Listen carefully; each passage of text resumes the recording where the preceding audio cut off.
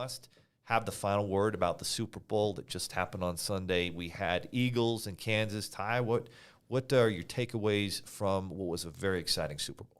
That was a very exciting game. My takeaways are, first and foremost, one bad call should not change the game, right? If the Eagles took care of business early on and took advantage of opportunities they have, then that one call doesn't end that game.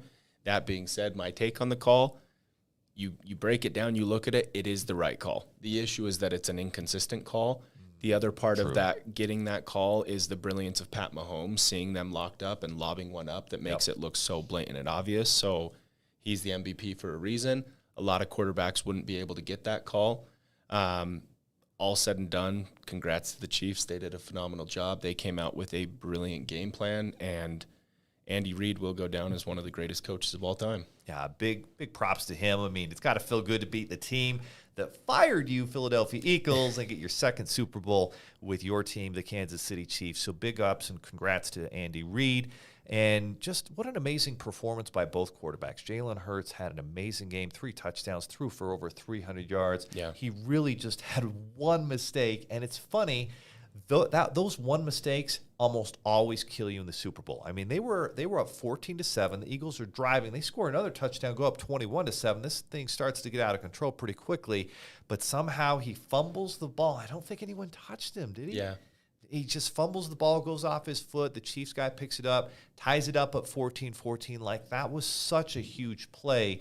Kansas only scored 7 points in that first half from their own offense, and yet they came back to score 38 and get that win. And those are the types of plays that lose Super Bowls for you. I think back to Kurt Warner and the Arizona Cardinals. Loved that team, loved Kurt Warner.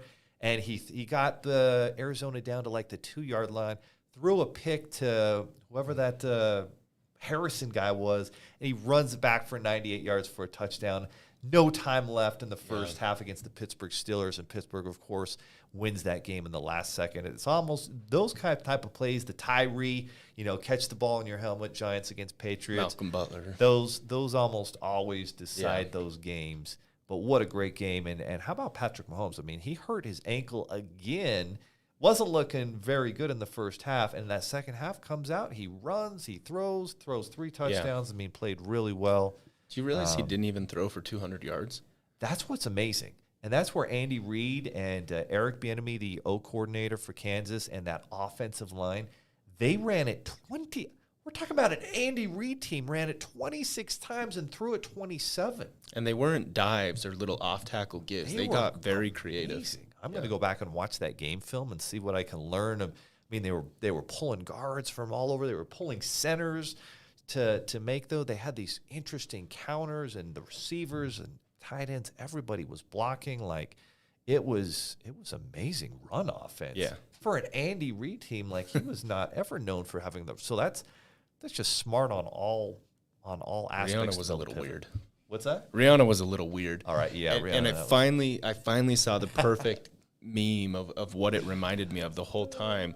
This might be, I don't know, you're not as much of a gamer, but those of you that ever played Super Smash Brothers, how you all come down on those clear platforms, like, she was the set of Super Smash Brothers, and it is bizarre to go back and watch that. I'll have to show you after. Yeah, but those platforms were definitely unique. It was a unique, halftime show there. It was weird. It was.